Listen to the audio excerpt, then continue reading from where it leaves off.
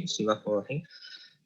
يعني it's my pleasure to be here with my all friends from Egypt and outside, and a special thanks to Dr. Mohamed Al-Hafez. He's our older brother, and we usually is our models.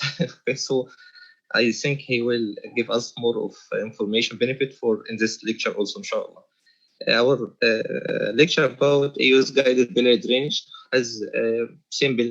We have a diagnostic rule of EUS and obstructive jaundice, like in detection of missed small stones, in detection of CBD structure, either it is benign or malignant with high sensitivity, especially in distal CBD.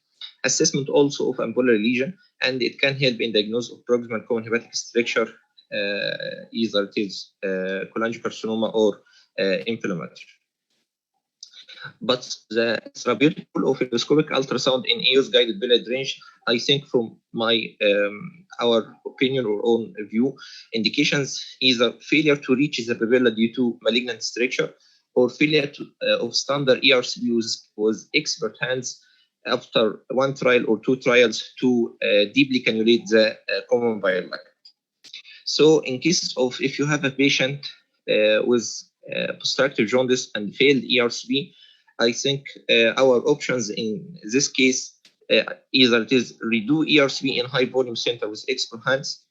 You can have the help of intervention radiology, intervention assistant by rendezvous, or BTD, or EUS guided biliary drainage, or sometimes if the bilirubin of the patient is not in cholangitis, you can send the patient for surgery, especially in malignant condition, if it is fit for surgery by triple bypass or definite Whipple or whatever the surgery. This is one of our cases. It was a 35 years old patient with obstructive jaundice, but failed for ERCP 2 times before due to duodenal structure. As you see here in this CT, multiple hepatic focal lesion was assessed in his CT scan, and intervention radiology refusing to perform BTD due to multiple focal lesion and small intrahepatic biliary radical dilatation. But in MRCP, which encouraged us to perform biliary drainage, that there is dilatation of CBD and intrahepatic dilatation. So for this patient, no intervention, no ERCP, as it is failed. This is one of the video of this patient. As you see here, this is some of duodenal structure. Sometimes you can pass the structure difficultly, but even if you pass the structure, it is not suitable position for the scope to stabilize your duodenoscope and the start of cannulation of the common bile duct. So we, after discussing with the patient the different modalities, ERCP we cannot perform, intervention radiology refusing, and of course rendezvous we cannot perform. So we disbanded the patient with multiple focal lesion, unfit for surgery. So we decided to perform EUS guided biliary drainage for this patient by either by choledochoduodenoscopy or hepatogastroscopy. For basic steps for EUS guided biliary drainage, we have multiple options for techniques. Either hepatogastroscopy, and we mean that we will make a fistula between the left duct and the stomach, and the choledochoduodenoscopy, and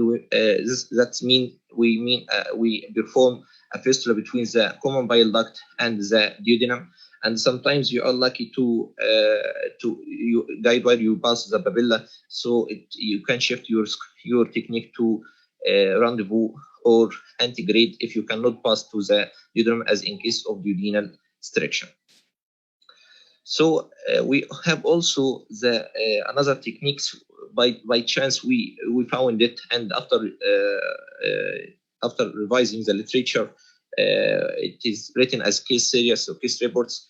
It is EUS guided choledochoantrostomy. Sometimes you target the common bile duct as in case of duodenal structure, and you imagine that it is you puncturate from the bulb of the duodenum, and actually you puncturate from the antrum. That was our first case of choledochoantrostomy, and after meanwhile we found that it is from the antrum. And sometimes if you cannot stabilize your position of the scope in the duodenum, you can target it from the antrum in cases of choledochoantrostomy. So what are the requirements and the accessories required to perform EUS guided biliary drainage? Of course, you need a linear therapeutic echo endoscopy and wide bore FNA needle or like 19G, and different types of guide wire like 0.35 or 0.25, and sometimes you need smaller diameter like 90 and 18. And we prefer to use smaller system electrocautery to puncture and dilate the track. And sometimes we use a balloon or dilator and plastic or metallic stents. Different stents you can put it in your case for drainage. Sometimes we prefer partially covered metallic stent in case of choledochoduostomy, and we prefer longer stent in hepatogastrostomy, either HGS, special designed HGS, which is 2/3 uncovered, 1/3 uncovered, and 2/3 covered. And sometimes you can use also a hot axios stent. And one of our modalities, as in Egypt, we wanted to use a cheaper stents. You can use a plastic stent with special design, which is a single double pigtail with multiple flaps inside, and the diameter is 8.5 French and the longer. And as you will see later, the longer the stent, the safer for stent migration and leakage. So again, to our patient, we decide to perform EUS guided biliary drainage for him. So we target the common bile duct from the bulb of the duodenum, and this is the CBD after identification of Khaled Doppler, and you puncture the CBD by 19G and in contrast dye injection, and you reveal that there is dilated CBD and small intrahepatic dilatation.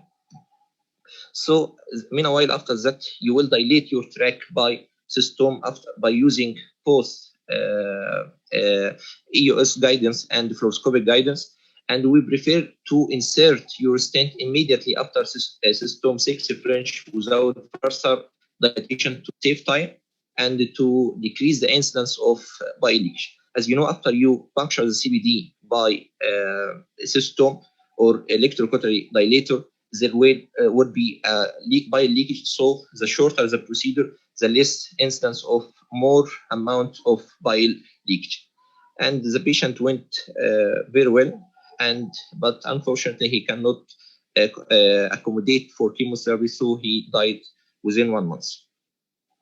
So if you ask yourself what is the difference between how to choose between EUS guided biliary drainage and BTD, EUS guided biliary drainage versus BTD, different studies performed, and this is a summary of these studies. There is no difference between technical success and between the BTD and the EUS guided biliary drainage. And as you see here in the study in 2016, the EUS guided biliary drainage technical success was 94, and BTD was 96 with no clinical significant, and the clinical success is the same. But I see that the main difference and the main p-value significant between the two technique is that the adverse event and the need for re-intervention, especially if you have external drain. Sometimes if you have external internal drainage or just internal metallic drains, as you transfer the malignant structure, so you have the chance for chance for re-obstruction again by the malignant structure in distal CBD. So meanwhile, the main difference between EUS guided biliary drainage and the BTD is the need for re-intervention, which is more in BTD, and the rate of adverse event, which is more also in BTD, including pain, leakage, subcapsular hematoma, and sometimes also the psychological effect if you have external drain, as the patient usually refusing this, especially if he has the experience to perform previous BTD. Multiple BTDs is a very ugly option for the patient. We have also different modalities for EUS biliary drainage, as we mentioned: hepatogasterostomy, coloducoduostomy, rendezvous, antegrade, and combined and coloduco anterostomy.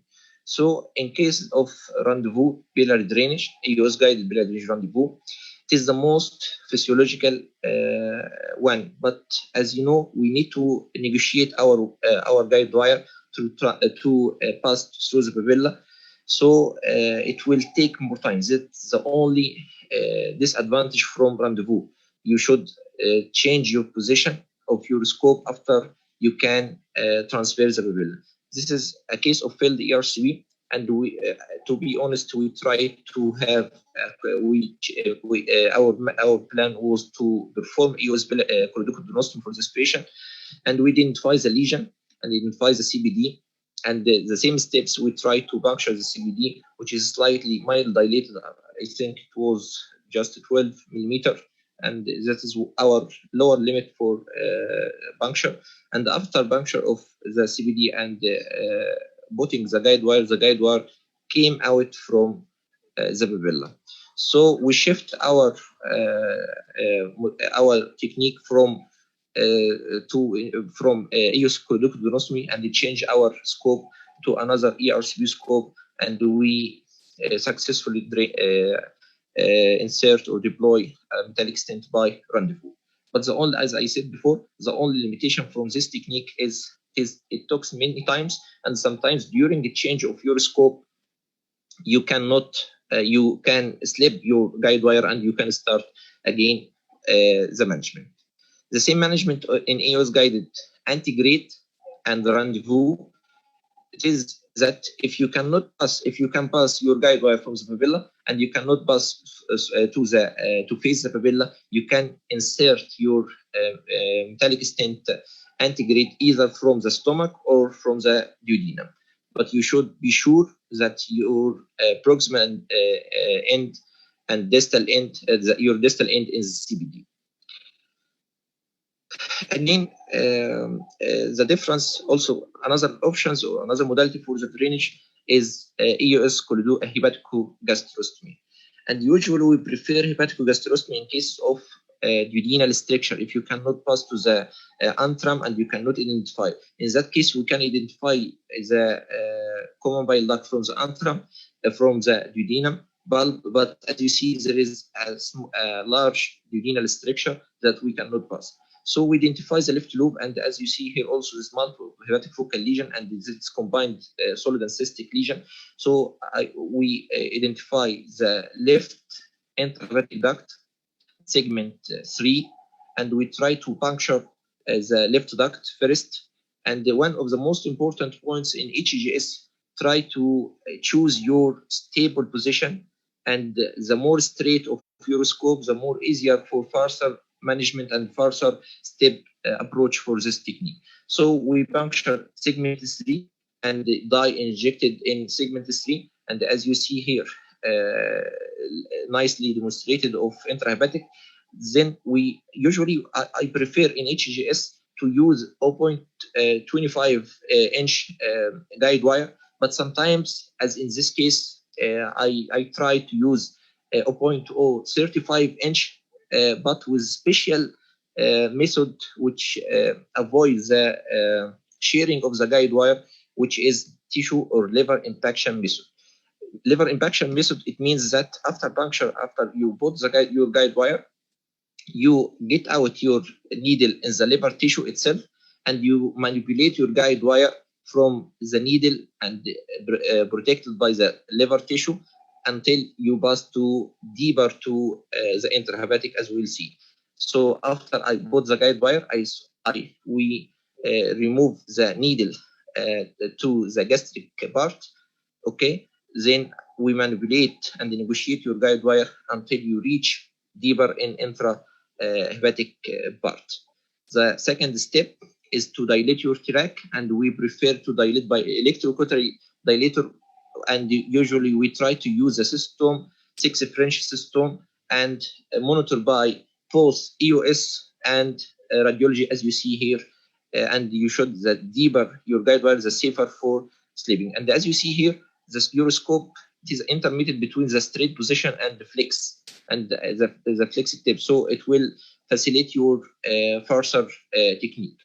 And at last, we deploy our stent, which HGS stent, and we would prefer the longer stent, which 10 centimeter or more. Sometimes we don't prefer smaller stent like 8 centimeter, and of course 6 centimeter is forbidden in HGS. So between 10 centimeter, sometimes you use 8 centimeter, but incidence of leakage and migration is high in cases of a smaller or shorter stent. So which method is better? CDS, EUS guided choledochodonostomy, or EUS HGS, and what's the difference between them? To summarize and to compare between these two methods, in case of choledochodonostomy, the wall of the duodenum is thinner in comparison to the gastric, which is thick, of course. So your dilatation by mechanical and even by electrocautery and mechanical is easier in CDS sometimes more than in HGS.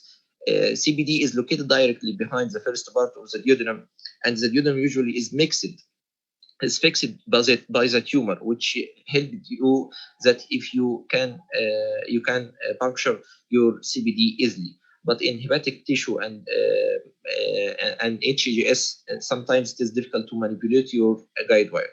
So the risk of organ separation after fistula is low in CDS. In HGS, the risk of organ separation and fistula formation is high.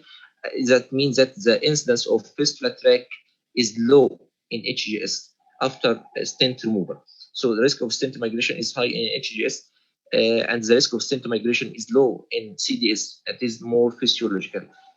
Another point also, in choledochodonostomy, it is more physiological as the bile integrate from the liver to the duodenum against to the HGS. It is not physiological. Sometimes biles may be affected by HCl, and that's point of further research to see if there is a difference between them or not.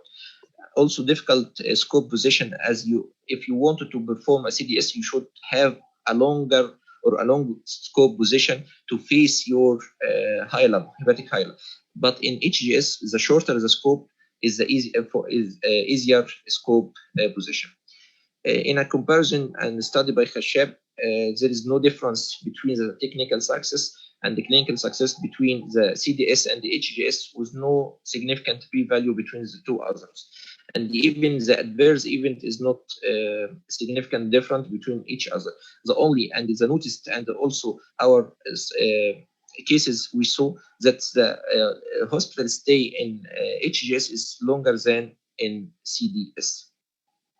So the metallic stent should be placed whenever possible more than the plastic stent. We perform 3 cases of plastic stent, and we in these cases the only indication was it is a benign post-inflammatory condition, not malignant condition. So we wanted to remove this stent. Of course, you can choose fully covered metallic stent, but we prefer plastic stent in certain situations. In CDS, it is a shorter hospital stay, improve stent patency, and fewer adverse event. But in HGS, in the absence of duodenal obstruction, EUS HGS may be preferred procedure as it is associated with a longer stent patency, whereas CDS may be prone to restenosis due to tumor growth or overgrowth. As this study, multicentric study, a systematic review, showed that there is no difference in technical success using either a choledochodonostomy or hepatogastroscopy. So when and who and where you can perform EUS guided biliary drainage, I think that centers which have doctors have experience in both EUS and ERCP should start. When till now we decided to use EUS guided biliary drainage in case of failed ERCP, not as a primary, and of course we're in high volume centers of pancreatic biliary fully supporting environment by surgery and intervention radiology. The question now is EUS to rescue the ERCP. It means to replace the BTD if there is a case of failed distal malignant obstruction ERCP, or to replace the ERCP from the start as in primary EUS biliary drainage. That's why there's was a prospective multicentric study of primary EUS-guided choledochoduodenoscopy using a fully covered metallic stent, and it was done in Japan, and conducted in 28 patients, and the technical success was high, 97%, with a median, and migration was high also, and food impaction. So I think it should be repeated this, and more studies from the primary EUS guide biliary drainage should be conducted before to establish a standard technique for drainage of distal malignant obstruction. Now I will show you some of our small experience between Khaled Biliary session Sud and Mansoura experience. In favor of the first case of EUS biliary drainage was done by our dear colleague Ahmed Tumbari in Mansoura, and then we conducted many cases later on, and head to head with Mansoura we performed many cases with my dear brother Dr. Said Ghuni. We have conducted the patient. This last cases of 3 months ago. We have a study of 95 patients, 43 patients was in Tibri and 16 patients in Mansoura, and we have 5 cases failed. So our technical success was 91%, and we have 5 cases failed with 80.5 technical failure, and our clinical success was complete success in 5 cases and failure in 4 cases, which means that our clinical success 92%, and our clinical failure is 70.4 cases. And if you want to, for specification of the cases, it was most of the cases was choledochoduodenoscopy 29% cases, and the HGS in 18 cases, antigrade in 2 cases, and Ranvo 2 cases, and the choledochoantrostomy was in 3 cases, with complication in 7 cases, 7 patients. 5 patients was mild, focal peritonitis, and 2 cases was moderate with large subhepatic collection, which needs a big tail insertion and drainage, and re-intervention due to stent repositioning by ERCP in 3 cases, and the 4 our main complication was 7%. The most of faced complication is stent migration, especially in HGS, and 1 case in choledochoduodenoscopy with bile leakage, and this in 2 cases, and focal peritonitis, which resolved medically in 5 cases. So it is not that simple procedure. It carries more complication. That's why this case of HGS with large stent, we usually in HGS we wanted to leave larger part of the stent in the stomach, and however we put a large stent in the stomach and the small portion in the liver. Later on during the 3rd day we have bile leakage of the patient, and the patient was have signs of peritonitis, and we urgently perform upper endoscopy and shows that the stent just at the wall of the stomach. That's why we insert another stent, another one. Another complication, sometimes during your deployment of your stent, you deploy all of the stent inside between the common bile duct and the duodenal wall of the stomach wall, and as in that case we were happy and lucky that the stent was fully covered with a lasso. So we grasp this lasso from the duodenal wall. As you see, there is no stent, and we grasp it and pull it back to the duodenum, and the patient went very well, alhamdulillah. And also during one of the phased complication, we faced that during deployment of the stent and after puncture of the common bile duct and duodenal wall by cystostom, the wall, the guide wire slipped. So we was between 2 options, either to repuncture again the common bile duct by FNA needle, but if anybody previously practiced EUS guided biliary drainage, after the first puncture and by cystostom, your CBD will collapse immediately, and it will be difficult to identify this CBD. So we try by one of opinion of our dear colleagues, younger colleagues, he asked us to recannulate from the cystostom opening, and we were very lucky to cannulate the CBD again from the system opening, and it is a case report so that we can, as you see, after puncture and putting the guide wire, we can identify the most of bile came out, and we finally can deploy a metallic stent, and the patient also went very well and still survive till now, alhamdulillah.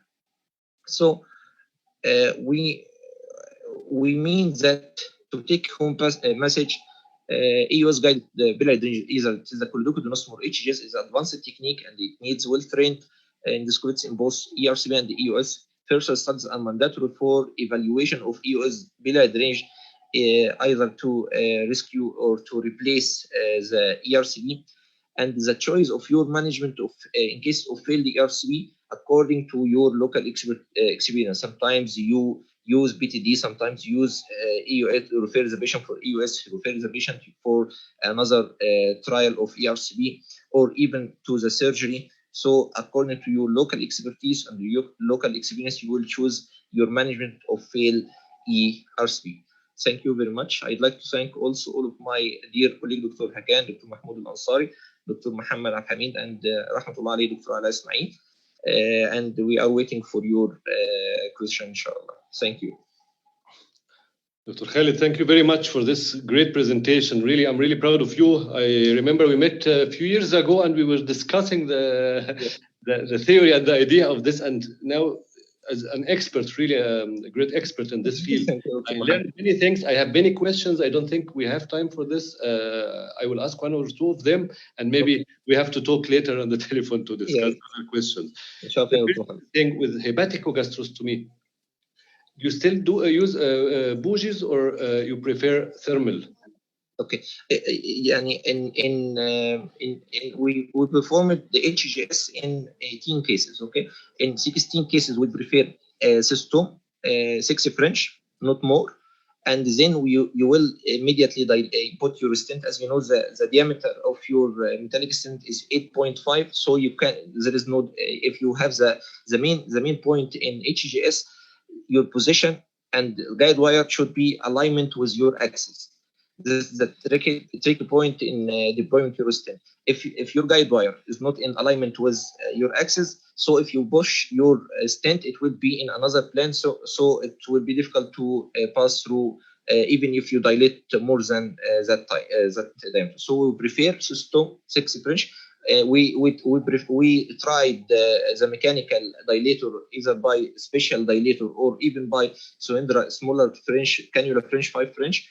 But for me, I just perform one case by mechanical and decide when to perform another case by mechanical. We are usually by asking before because I had some problem with the dilatation at the beginning of the hepatic gastrostomy. That's why I to be honest, I quitted it. I saw hematoma. Sometimes with trials with to dilate or to push a bougie, you can dislocate the wire from the liver. It can push away. That's why I was asking just to know if it still makes sense to do bougies or just to go from the beginning with cystotome. 6 French idea, of course, is the best idea, but I don't know if you agree. Should we start immediately with cystotome, or should we give it still a try with bougies? When you can decide this, or? For me, I prefer with system 6 French. System 6 French, it is not harmful, even if you lose your position later on due to guide wire manipulation. There is no harm. As you know, if you 6 French, it's about 2 millimeters in the stomach, so it will be closed immediately, even without any intervention. And 6 French in liver also, it will not cause any bile leakage. In comparison to CDS, if you puncture your common bile duct in CDS, you should finalize your technique. If you cannot complete your technique, you should refer the patient for BTD.